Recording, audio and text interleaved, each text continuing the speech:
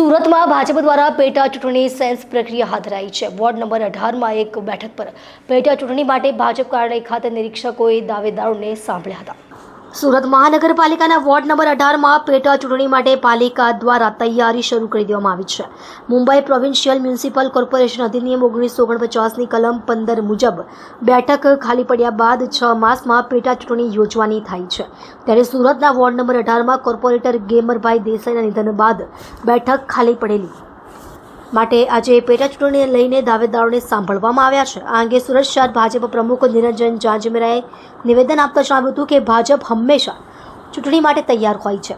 આજે એક બેઠક પર કાર્યકર્તાઓ દાવેદારી કરશે અને તેમને નિરીક્ષકો તમામ દાવેદારોને સાંભળશે। प्रदेश भारतीय जनता पार्टी द्वारा गुजरातनी अंदर अनेक नगरपालिका अने महानगर अने साथे साथे आज सूरत जेवी एक दुखद घटनाना कारणे एक खाली पड़ेली एक सीट अने ए पण ओबीसी रिजर्व छे अने एना माटेनी जे प्रक्रियाओ चालवानी छे एमां निरीक्षक तरीके ज्यारे मारे आववानुं थयुं छे हवे पछी अमे शरूआत करीशुं અને જે કંઈ પ્રદેશની ગાઈડલાઈન છે એ પ્રમાણે એક વ્યવસ્થિત રીતે સારો ઉમેદવાર મળે આ નગરને એ પ્રકારની પ્રક્રિયા અમે પૂરી કરીશું। કયા મુદ્દાઓને ધ્યાને રાખવામાં આવશે?